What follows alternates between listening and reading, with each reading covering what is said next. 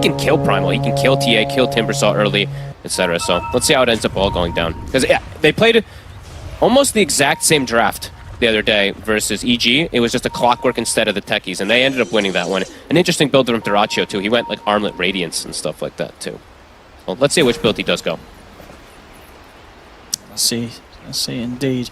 And so, yeah, this will be what Parker taking the TA to the mid, and then Dark Margo the Timber to the safe. Yeah, I think so. Because playing TA versus Darkseer in lane is just, it can be a bit rough. Sure, he's not playing with the secondary melee on Ace, but either way, Techies is Techies, so puts out so much harassment. So I think they're probably going to just put Parker in the mid lane. Okay. The lanes, I mean, I like Gaming's, and I like Gaming's lanes overall too. It just, BeastCoast always has an X factor, especially lately when they've been playing with this, like, kind of with this like silencer. I don't know, for some reason they look so good at taking their battles nicely around global.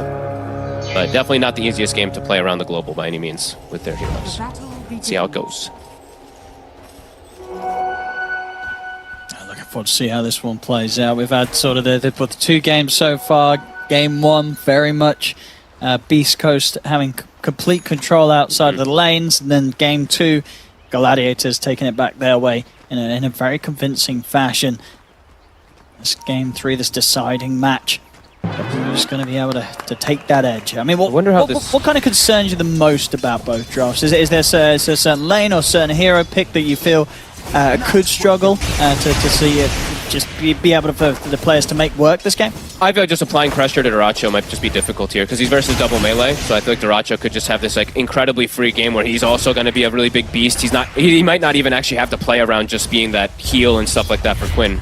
Because yeah, Quinn is already going to be getting enabled from Ion Shell, from the auras that are going to come, or sorry, the auras that are going to come from the Darkseer and the IO in particular, tethering him, just keeping him healed up. So I'm also wondering how this mid matchup ends up going. I haven't seen the TA versus Leshrac in quite some time, but it does feel quite a bit more difficult than it used to. I mean, it used to be a lane that TA was happy in, right? Yeah, he used to be pretty happy as the levels came out, but now I'm just unsure how happy you are because Lightning is just incredible at level 1. 90 damage. Like, that's the big reason why Quinn does like to play this hero. He liked to play it anyway, but now why he's trying to play it even more. It's not an easy lane for him. Well, look at this as well. 8 and 4 on Quinn, 1 and 0 on Parker. I mean, that first wave that Quinn was able to shove into the tower, he was really a mess. Dyrachyo. He's got the heals for Celery. A little bit of regen with that tether is enough to keep him fine. He's okay. I mean, he was just hitting into an...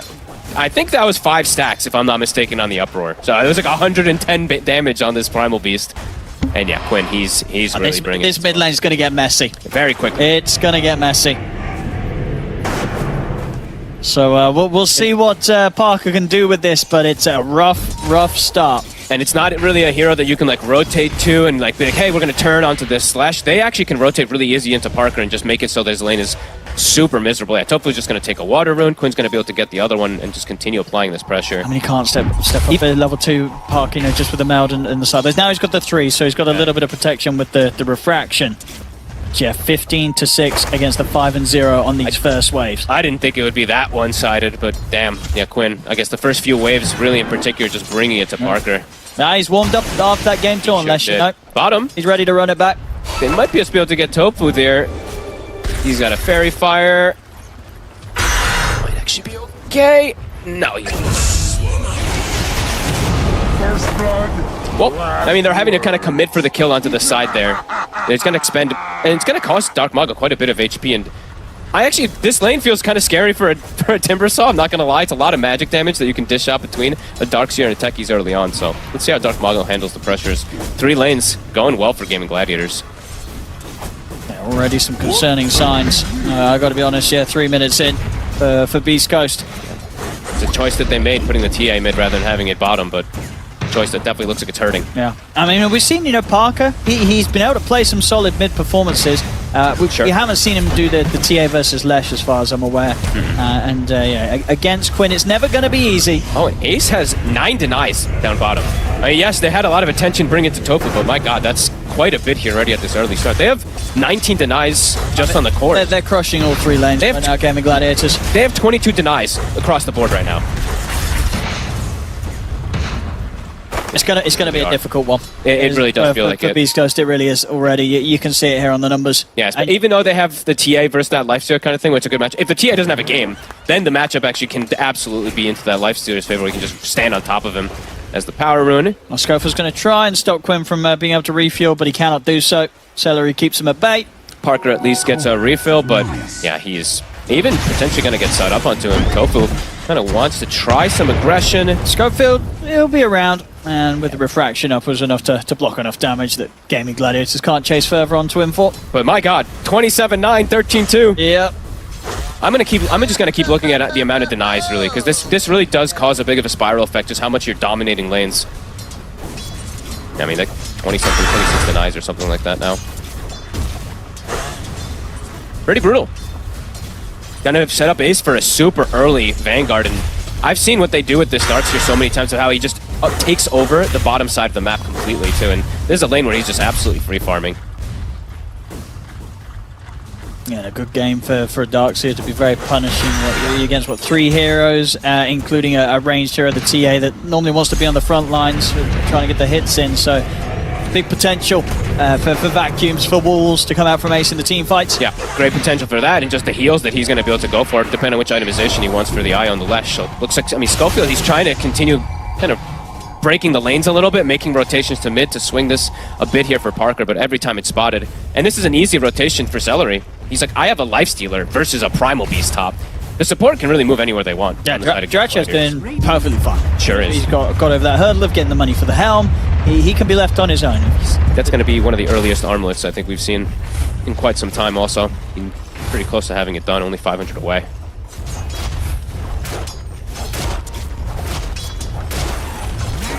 Gaimin Gladiators is really trying to make up, of course, for that first game. It's really all about this lane dominance this time around, and that's... They're going to just continue, like, pretty much playing around Quinn here. We're going to see the stacks coming around, same thing that Celery did earlier. We said, since he has a Lifestealer, in that matchup, he's just going to stack it up, play around those power runes, and yeah, they just continue to just set up Quinn for success here. Get that snowball going. How many stacks does he have? He already has, like, 2 triple stacks. And for this side of BeastCoast, I mean, Sacred can steal them at the least, but he's not aware of them by any means, so. And they actually dropped triple sentry wards to cover in case there's any type of vision in the area, so Gaimin just making sure they can get these stacks, and they're already going to do them, so no opportunity for Sacred to steal those away. Yeah. Quinn just going to farm them and accelerate that Bloodstone timing. Massive amount of stacks.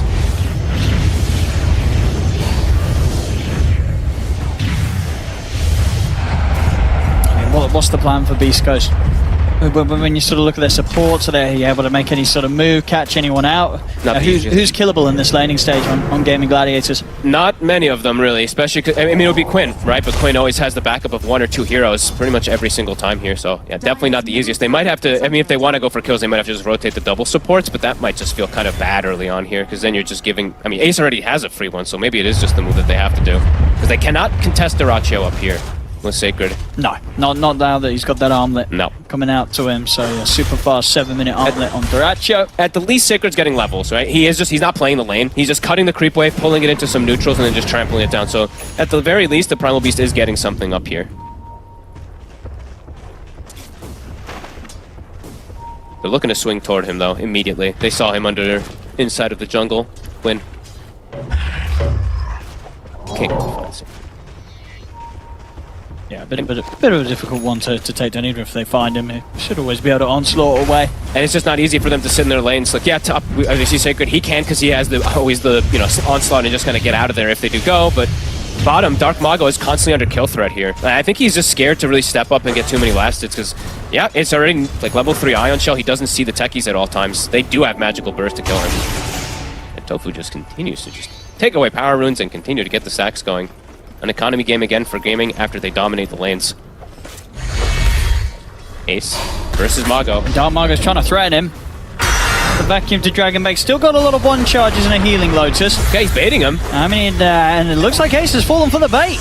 He comes in from Schofield, and indeed, the bait's a success. Nicely done. Good call. I mean, asking for Schofield to come down there, he gets the double Whirling Death onto him. A kill to recover things, as Parker is starting to recover in the mid lane at the least.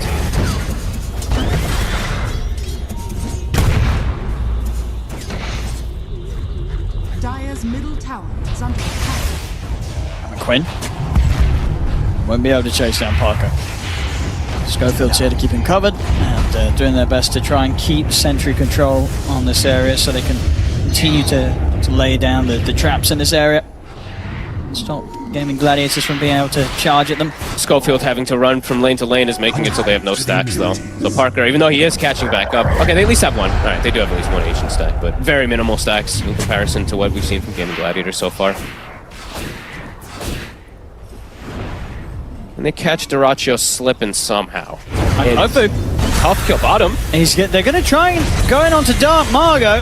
Back up. The backup. That should do it. Tofu will die, but with the relocating, they'll take out Dark Margot, and they can chase down Stinger as well. They'll pop the stick charges, but enough manners there from Quinn. Up top. Up the kills. They try. Couldn't quite do it. He's into the creep, and he is away, Dyrachyo. And you see this time around in the build from Quinn, he's more points than Edict since he's playing versus TA. And Parker actually steps up a bit far. He could just be dead in the mid lane. They get the stun. They're going to be able to run him down. TPs are coming in. Is it going to be soon enough to do anything to turn this? It's not. Parker's gone. So much damage. I mean, the Edict right there coming into play. Shreds him in seconds and immediately fill up the bottle for Quinn, of course. And he's going to get himself a power rune. Not the best one, of course, but either way, it's a fill up. They continue the roll. The classic Gaimin Gladiators, Lesh, Io looking to be off to a hot start. Even Dyrachyo, I think he just brought the creep around to the mid lane, pops out, finds himself a nice free snag. Yeah, they're snowballing this fast here. Celery playing around Quinn. Look at his levels. Celery, just from the stacks that he's been able to do and sticking with Quinn. It's level 7 already, so max tether's online. They can keep this ball rolling, and he can actually go Holy Lock at this game since he's got a Dark Seer, so they're going to be able to maximize all this type of heal to be able to buff up this Lesh. This Lesh is a absolute problem. That's pretty much the Bloodstone done. It's going to be a quick one. I think he's got it complete right with the bits. Might be the fastest one, at least that I've seen in some time. No, I think so. 6.3k net worth at 10 minutes in. It's pretty impressive. And they're keeping the stacks going. They're getting another one. Celery's just going to keep these stacks. Same thing for Ace. Dyrachyo even just stealing the stacks. Look at this. Taking the triangle here, even blocking the camp, and then just going to waltz away. That's very annoying. Just sitting there blocking the Ancients. Hey, it's a nice play. Poor old BeastCoast. He knows that he's playing versus TA, whose recovery outlet is trying to farm by any means there, and yeah, they're now 3k ahead and continuing this farm. Ace gonna perhaps bait down bottom. So we can see they're very, very close to the fastest timing. Just only 16 seconds slower than the patch fast. I was going to say, very much up there. Fast. Very much up there from Quinn this game. BeastCoast, they're trying to make some moves to fix things with the lanes, but they always are going to have to bring numbers. They have to watch out. Either you make the move to the eye on the Lesh and try to like outnumber them, or you have to outnumber it on the side because the relocate's always going to come in. Parker getting some tower damage here. Got 4 heroes in the area. Global is at the ready.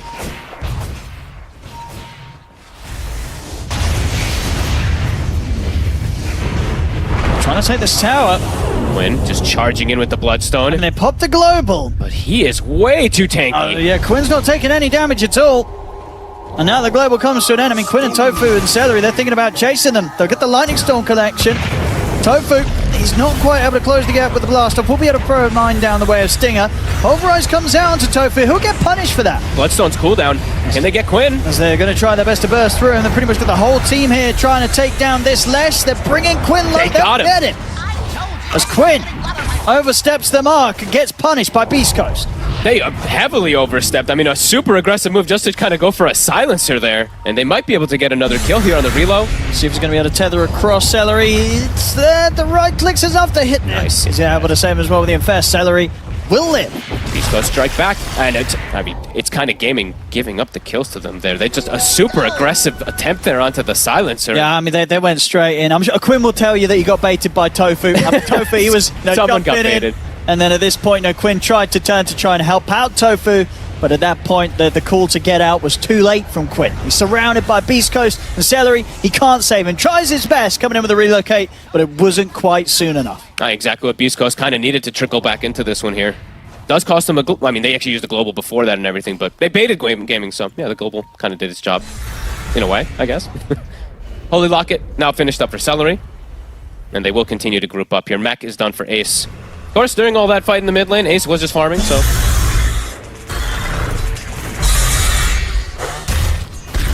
Yeah, things will definitely take more of a turn for Gaimin Gladiators when he turns up with the heels. I mean, they're going to play so fast this game, Gaming. They're just going to continuously run at them, not really give the space to BeastCoast. While BeastCoast, it does feel like they're quite a bit more cooldown reliant with that global. They can set up for some stuff, but it's not easy on BeastCoast with the way that this snowball is kicking off here. And Duracho, he is going to do the same build he did the other day, at least what it looks like right now.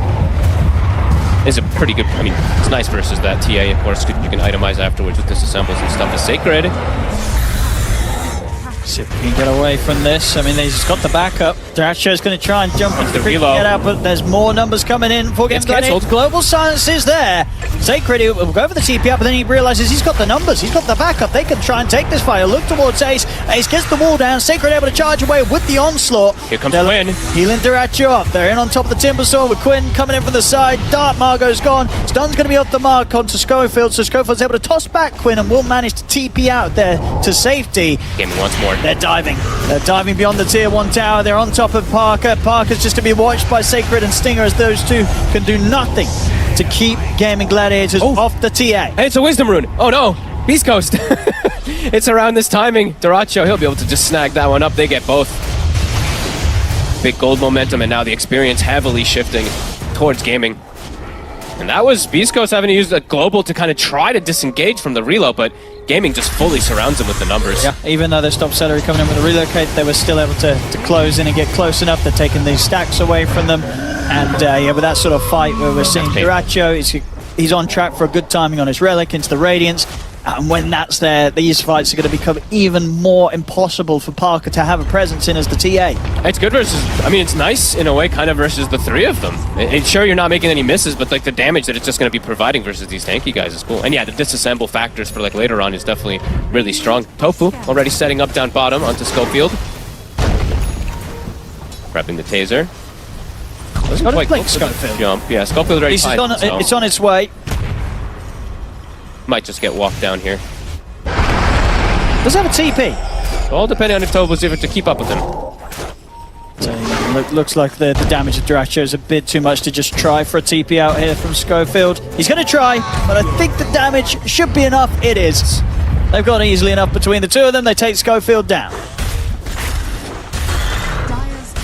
BeastCoast is trying to split up and get any type of space for Parker, but even this Deso is coming out way later than last game. I mean, the amount of pressure that Gaming, they're just dictating everything. Anyone who shows, I mean, Sacred again down mid. Just going to get away with the onslaught. All right, let's see what they can get with this Blink Dagger. I mean, they've got to make something big connect here. Some sort of toss back into like a full combo from like the TA and the Timbersaw. Bait them maybe, right? Like toss back into some global kind of plays when they kind of overextend and something and try to punish Gaming at this point, but not easy. Gaming all clustered, 20 Holy Locket on Celery at the ready. Sacred. Okay. They're trying to start something here. They've got going for Celery. Everything though. They've got the pulverize. They're bringing Celery low, but they can't quite kill him. Nope. Celery's able to get out. Tofu's in with the blast off. See if they can turn towards anything else instead. No, they have to back away. They weren't able to take out Celery at the start of the fight, and now there's not really any fight to be had here for BeastCoast. They've got to run. Field, his blink gets cancelled. When he closes the gap, catches him with the lightning storm. Blink's going to be back up in a second. It's soon enough for Schofield to get away. He'll live. The blink reveal though from BeastCoast doesn't really catch them much of anything. Celery, he had 20 Holy Locket. They had the Greaves coming into play there, so tanky enough to pretty much deal with anything there that BeastCoast dishes in. Gaming all grouped up, accelerating tier 2. Can get back on with the push Schofield. They've got Edict up in 3. He's going to go in. He's low on the HP, but he tries for the toss back on the Celery. He dies for that one. A risky move from Schofield goes punished. So much heal. And top Ace. Chasing Sacred out here a little bit. He might be able to. Gonna be close. Yeah, okay, Vacuum's still on cooldown, so. Yeah, I thought he had it too. They're not able to do it without that spell. Yeah, there's all sorts of distractions going on. Duracho just having this whole bottom lane to himself as he pushes it in.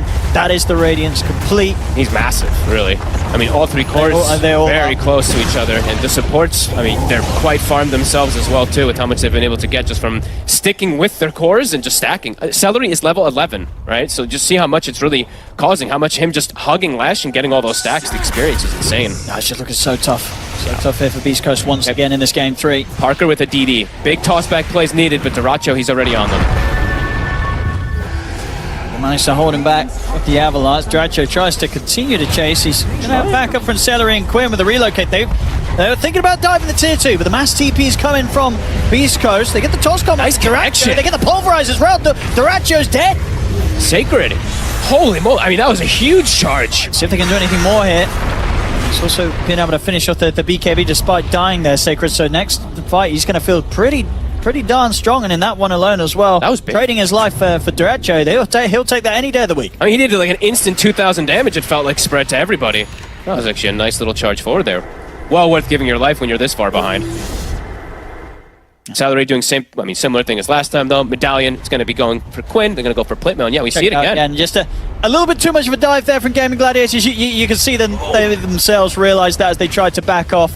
And unfortunately for Duraccio, he does not get out. Sacred, able to grab him on the retreat. It looked reminiscent of how they dove earlier, right? Into the mid when they were going for the silencer. Just they felt that they're overextending immediately, and they do get punished a little bit there as the hit comes out from BeastCoast. Duraccio's on his own top. He's TP'd out here. They've got a few of them up here. They do have global. Can they get the still can? difficult to get to him. He clears out the wave and backs up to the jungle. It's risky next to the tower as well, too, because there can just be a full kind of rainbow TP that comes out from Gaming. But this is kind of the Roche area, too, so if BeastCoast is able to get even like one kill here, they can sneak into Roche very easy. Parker does have Deso, he's got the Orbit Destruction, but it looks like Gaming, they're the ones who's actually kind of more set up for it down in bottom for now. Parker was considering his build-up, whether it needed to be the BKB or the Shard, and he actually feels that he can get away with without getting the BKB quite yet, so he's just going to finish off the Hurricane first. I think he has to go BKB next. I don't think that he can stand his ground versus these kind of everybody charging in on him. A surged Leshrac with Ion Shell and everything, it's definitely going to cause issues. He definitely needs that magic immunity. Well, quote-unquote, close enough. As Gaming, yeah, set up around bottom, they'll be the ones to just get that Roche really quick, so denying that away from the TA as well. Oh, nice try. I mean, see, I looked like Schofield was going to attempt for a sneak. Wisdom runes. Gotta make sure they get those on BeastCoast. Oh, they actually catch him. They found him. He's trying for the TP out, but caught in the final few seconds there of that Observer Ward that they have Gaimin Gladiators. Sting up. Oh, he just gets out. It's just one hit away from that. Sacred. Racho. He wants blood. Can't get the hit off onto him. Go get your Wisdom Rune, BeastCoast. Anything they can get. Dark Mago up top. He'll be able to get himself away. I mean, the map, though, just the pressure that Gaming is applying. Just look at this. Anytime somebody shows, they just run at them. And there's always the relocate to the other side. Sacred shows himself for a quick second. They just have to quickly shove waves and then disappear. So I think probably for BeastCoast, next timing is they unfortunately are just going to have to maybe wait for that BKB for Parker, which is a ways away. Unless they get some godly toss back.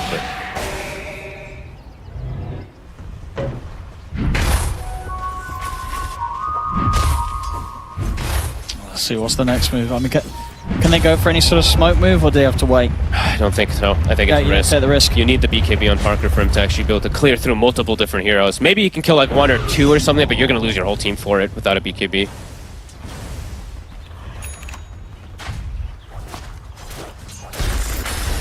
Yeah, Duracho just absolutely massive. He's kind of keeping pretty close to Quinn, who's been set up for absolute success with the stacks and everything. Says a lot for Duracho. Of course, was set up, you know, with the last pick and everything like that, but still, keeping toe-to-toe with this amount of farm is pretty huge. Yasha's already done. I think he did also, he did buy the shard for himself, right? Or, yeah, he did buy the shard. It's so good with Lesh. That was kind of the combo that we saw around TI. The Lesh Lifestealer.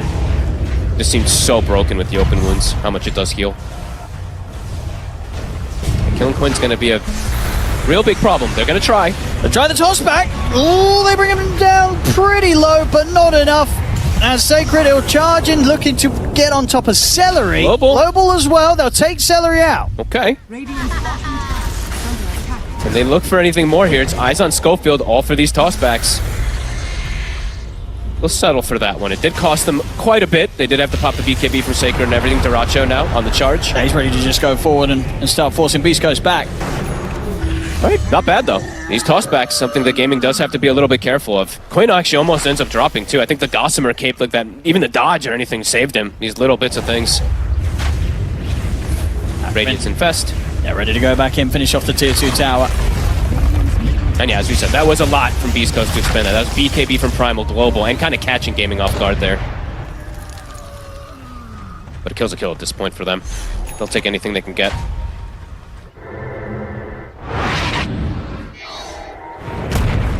Dark Mago, he has his Aghanims actually finished. It does have to just be careful because, as I was mentioning from earlier, the disassemble play is definitely available for Duracho when he wants to. He can do the Nullifier build, and then he can go like Halberd and stuff like that. And Nullifier, it owns Timbersaw Ags. It just dispels it, as we've seen. So maybe does go down that route. If they even feel like Dark Mago ever becomes an issue as Quinn, he's hunting him.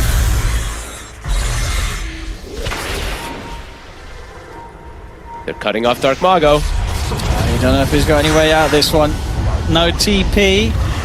Vacuum.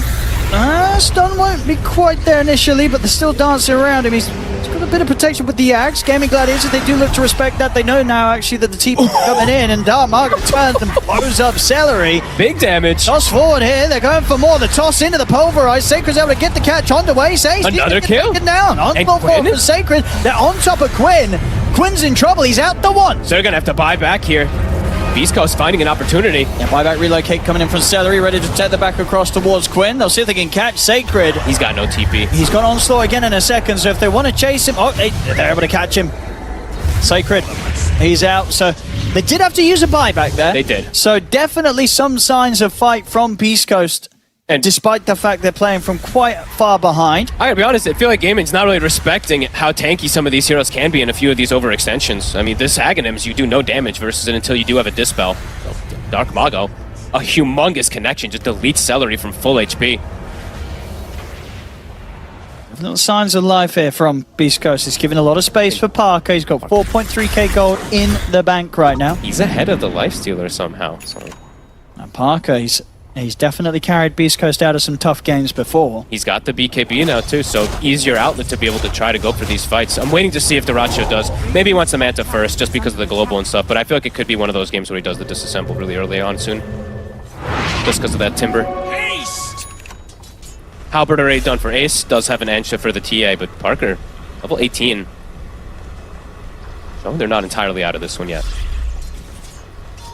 It hasn't proven to be too easy for Celery in the last few fights. They've managed to sort of force Celery's hand pretty aggressively. Schofield in particular, if he sees that IO, he's in for the toss back. And to be fair, he's not even afraid to toss back some of the cores. No. And especially now that Parker will be around to be involved, they can have a decent shot trying to burst some of them. Yep. It's not going to be easy, though, especially with the next time coming out for Quinn. He's got the full Shiva's Guard. It's just if they can catch them off guard in particular. If Gaming just overextends a couple times too here, they just have to give a bit more respect to BeastCoast, as we've seen.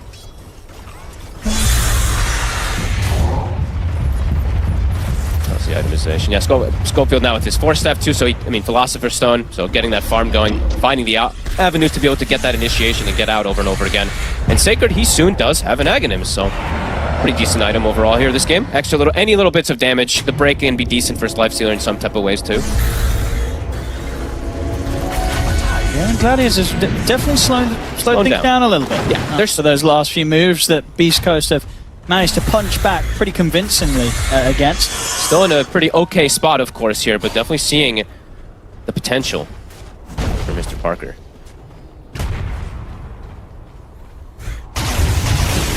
Find all the safe spots as well, getting good trap coverage around, so he always knows if somebody's going to be coming looking for him. I just keep bringing up the levels over and over again in the game too, because it was Gaming who was grabbing like most of the wisdom runes, but when you do get some type of these kills, like level 19 now on Parker. Yes, there is some other heroes of course suffering, but all things considered,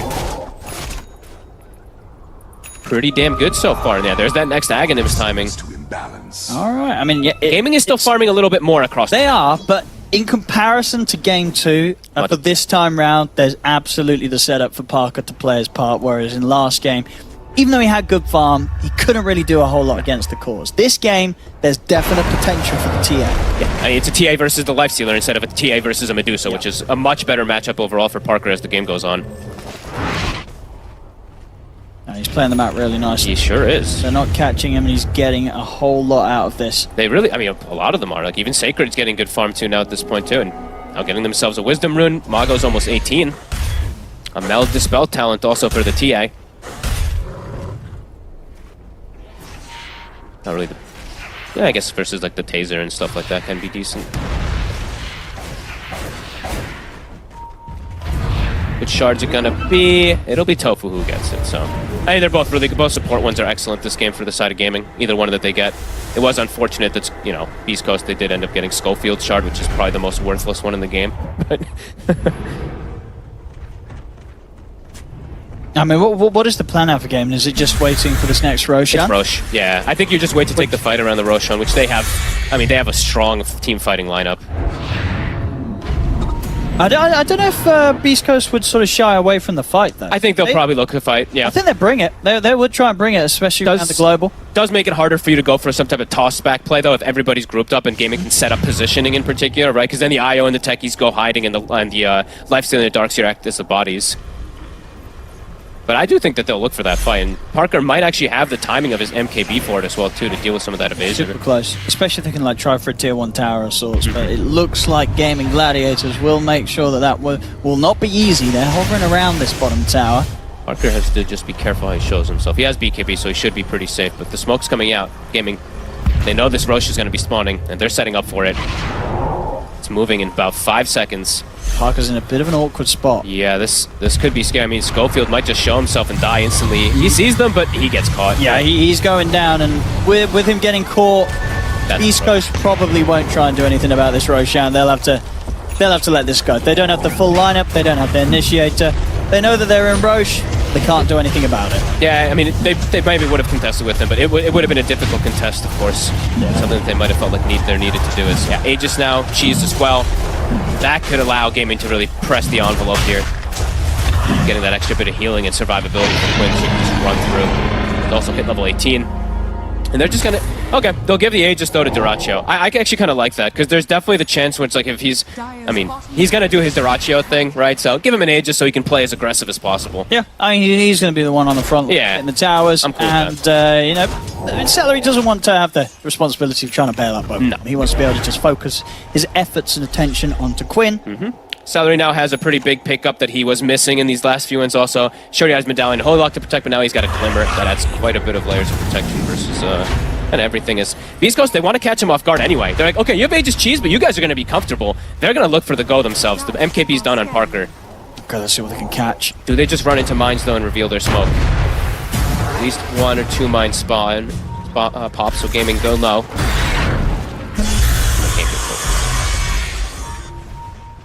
Nice attempt, though. I mean, BeastCoast, you can see that they're... Even though they know that they're at this deficit, they're looking to catch them off guard. But yeah, just the mines were set up nicely for Gaming. Duraccio, he's got his AC done. So yeah, Gaming, they're absolutely ready to fight back, though. They've got pretty much everything that they need. Looks like, yeah, Quinn, okay, item timing. Quinn actually has a Hex now, too. So a couple different items coming together. Yeah, there was smoke ready on Celery if they want to try and group up and go for some sort of catch. Right now, their lanes are in a good spot, so it does feel like they can. Yeah, bottom's pushing in, mid's pushing in, and top's also, so it does feel like they're going to go for a play here now. Yeah, here comes the smoke. Yeah, they've got the gem also, too. They've got pretty much, yeah, like you said, absolutely everything. Quinn also, of course, now finding a regen, so that can be really nice if he's able to reset in the fight. They do have this deep vision. It did just scout out a couple of these BeastCoast heroes. They're going to see Parker. They're looking to catch him in his position where he's going next, since they see that rotation from him toward the Ancients. Gaming trying to be a step ahead. Quinn will reveal it, but he's around as he clears out the creep wave. We'll see if BeastCoast had eyes on that. Got the Hex. He's going to find Sacred. Sacred, he's going to get shoved to the side there. Parker with a nice Hurricane Pipe play there, breaking Sacred away from potential follow-up stuns. But he has to use his BKB. I mean, look at Duraccio try to chase forward here. As we said, a very Duraccio play. He get tossed back into the avalanche, pulverized as well. The wall's going to be dropped down as well as the 3-man vacuum in turn. Duraccio, he'll go down the once, but he does start off a fight where Gaimin Gladiators, they're able to get both the silencer and the Tiny.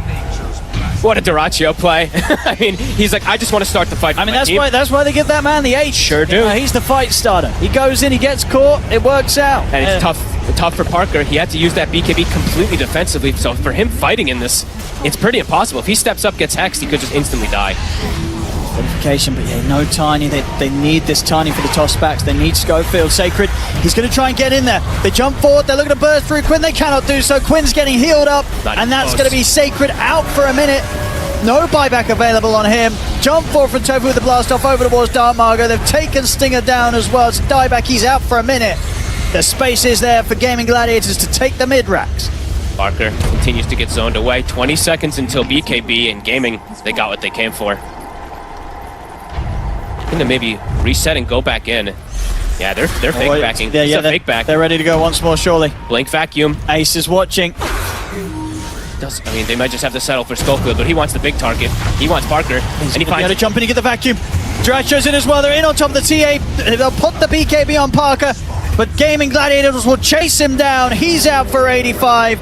And of course, with the way that he's spent up, he has no luxury of buyback. And they can just go for tier 4s here. They have the AC. Creeps are coming in. I mean, Schofield will buy back to deter them, but yeah, he's dead for such a long time, and that's all their damage. There's no TA. No TA for over a minute. Dracho gets his basher sent out to him on top of the AC. At least a second set of racks. They do still have a tier 2 top BeastCoast, so Mega Creeps won't be an available option quite yet. But the game, on the other hand, it may just well be with these kills that Gaimin Gladiators continue to catch as Schofield is caught over in the mid as Quint heads over with the TP. They're bringing in a second wave. Daracho might be saying just hit the tier 4s, screw top. I mean, they've got still such a long time where it's just down to the 3 heroes of BeastCoast to try and hold back the full lineup of Gaimin Gladiators. Back Ace, 1-2. He's got the catch. There's the follow-up Hex. They're in on a Stinger. Stinger's out as well for good.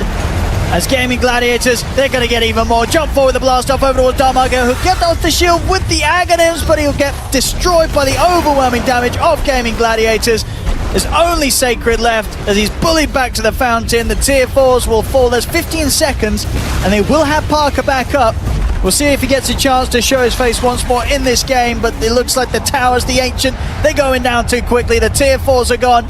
Ancient exposed. 5 seconds until he's back, and it's 5 seconds too long. GG is called as Gaimin Gladiators take game 3. And your options for any plays dwindle quickly. Yeah, I mean, it goes back to the IOLS from Gaimin. Like, how do you counter this? Game number 1, they lost. They tried something new in game number 2. Looked, I mean, I would say this game would have looked uglier if Daracho wasn't on Lifestealer.